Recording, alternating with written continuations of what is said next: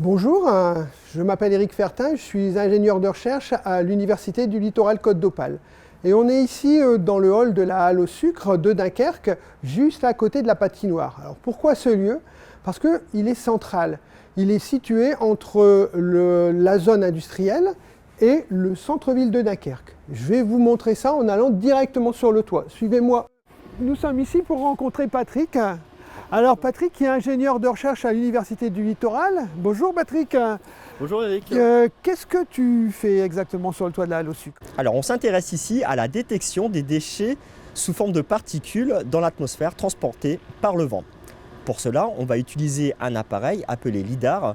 Alors cet appareil permet de détecter à distance, sur plusieurs kilomètres, des particules. Il suffit d'envoyer un faisceau laser dans l'atmosphère, de réaliser un balayage horizontal afin d'obtenir une cartographie des particules dans notre zone d'étude.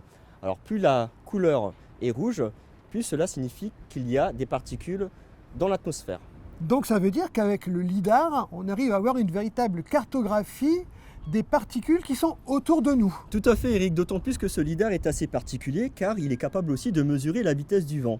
Alors on peut d'ailleurs le coupler avec d'autres appareils, notamment en fait un anémomètre ultrasonique qui se trouve au niveau du port. Et on va aller le voir tout de suite.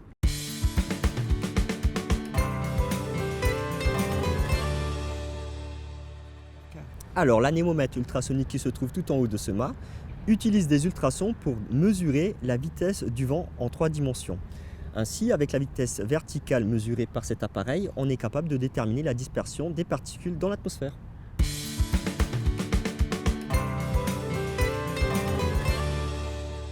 Alors nous voici sur le toit de la plateforme instrumentale IREN, juste en face de la Halle au Sucre.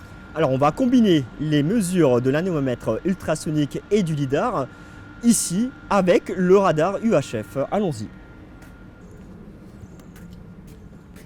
Alors ces antennes radar vont émettre des ondes dans l'atmosphère pour déterminer, grâce à l'éco-radar, la vitesse de déplacement des masses d'air.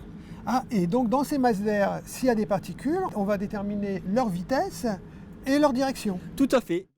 Donc on vient de voir que Patrick détectait les aérosols dans l'atmosphère. Donc ici on est de retour sur le toit de la plateforme IREN et donc il y a Karine qui va prélever ces aérosols de l'atmosphère. Alors comment tu fais Karine pour faire ça? Alors je prélève les aérosols à l'aide de ce système, c'est un impacteur en cascade. Ouais. Il est connecté ici à la canne de prélèvement et on y met là une pompe. D'accord. L'air va être aspiré à travers le système et les particules vont y être prélevées. D'accord. Et alors elle est où cette canne de prélèvement? Là-bas, viens, c'est par ici. On voit là la tête de prélèvement par lequel l'air entre et cette canne est directement connectée à l'impacteur en cascade. Alors, une fois que tu les as récupérés, ces échantillons, tu vas les analyser où? Alors au microscope électronique à balayage, c'est au sous-sol là. On y va? Ok, je te suis. Allez. On voit donc ici le plateau qui reçoit nos particules qui vont pouvoir être observées par microscopie électronique. Le porte-échantillon est ensuite inséré dans le sas du microscope. Nous allons observer l'échantillon par microscopie électronique à balayage. Alors on voit ici les particules que l'on a prélevées. Cette particule était liquide dans l'atmosphère, elle est entourée d'une auréole, c'est le liquide qui s'est évaporé, alors que celle-ci, eh bien, c'était des particules sèches dans l'atmosphère. Et c'est important, en fait, ça aura un impact sur leur réactivité dans l'atmosphère.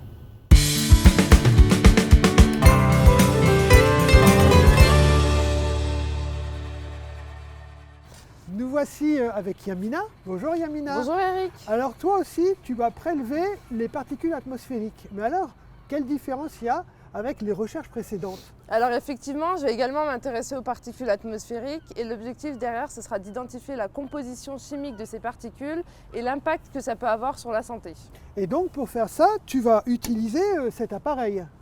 Donc alors oui, je vais utiliser cet appareil, donc c'est un préleveur. Donc il est équipé d'une tête de prélèvement qui est spécifique aux particules qui ont une taille inférieure ou égale à 2,5 micromètres. Et donc il faut voir ça un peu comme un aspirateur qui va venir aspirer l'air à travers un filtre qui va retenir les particules présentes dans l'atmosphère. Et tu peux nous montrer un peu comment fonctionne l'appareil?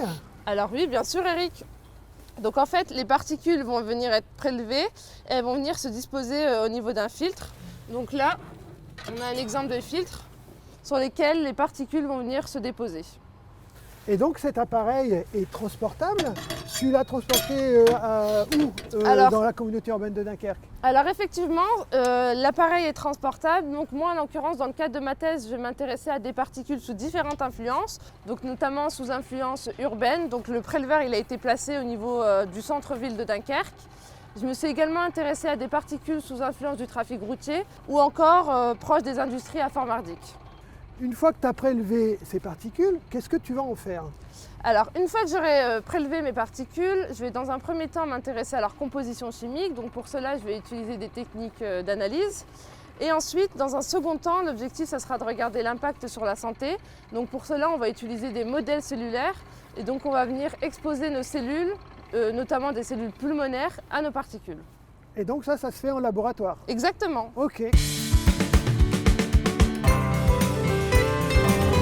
Nous voici dans le laboratoire de toxicologie avec Suène qui est doctorante. Alors Suène, explique-nous ce que tu vas faire avec le filtre de Yamina. Alors on va préparer différents extraits avec les particules retenues sur le filtre. Ensuite nous allons exposer des cellules pulmonaires à ces extraits et évaluer les différentes réponses cellulaires qui seront engendrées suite à cette exposition. Donc en parallèle de l'étude avec les filtres, on a un dispositif qui s'appelle le Vitrocell et qui permet d'exposer les cellules directement à l'extérieur à la pollution environnementale et évaluer les réponses cellulaires. Nous avons vu la détection, le prélèvement, l'analyse des particules atmosphériques. Nous avons vu aussi leur effet sur la santé. Mais qu'en est-il de la diminution de leur émission dans l'atmosphère? Alors c'est là où toi, Renaud, tu interviens.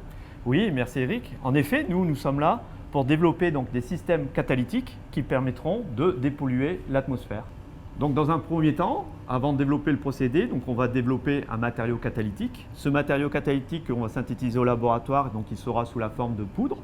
Et donc cette poudre, son objectif, c'est d'agir pour la réaction d'oxydation des polluants. On va les tester dans un montage de test catalytique. Alors l'objectif du test catalytique, c'est qu'on met donc notre poudre catalytique dans un réacteur et ensuite, sur ce réacteur, on va envoyer un effluent chargé en polluant et on va récupérer en sortie donc toutes les molécules qui ont été converties en molécules non polluantes. Et donc ta recherche va s'effectuer sur les gaz et tu es en train de chercher pour faire aussi la même chose sur les particules. Oui, tout à fait. On travaille donc là principalement sur un montage ici où on convertit les molécules gazeuses, mais on peut aussi travailler avec un effluent qui est chargé en polluants gazeux et particules. D'accord, merci. Alors nous retrouvons Patrick devant la halle au sucre. Alors Patrick, j'ai une petite question. Comment va-t-on faire les mesures lorsqu'on est à l'extérieur de la communauté urbaine de Dunkerque? Alors, pour réaliser des mesures à l'extérieur de la communauté urbaine de Dunkerque, on va utiliser l'unité mobile atmosphérique. On l'appelle aussi UMA. Alors, il s'agit d'un laboratoire mobile qui permet d'accueillir l'ensemble des instruments qu'on a pu voir lors de cette vidéo, c'est-à-dire le lidar pour la détection des particules dans l'atmosphère, l'anémomètre ultrasonique pour évaluer la dispersion de ces particules, l'impacteur en cascade pour justement prélever les particules et ensuite les analyser. Et enfin, en fait, pour évaluer la toxicité de l'environnement, on va pouvoir intégrer dans l'UMA la chambre d'exposition pulmonaire. Merci Patrick et merci à tous d'avoir regardé cette vidéo.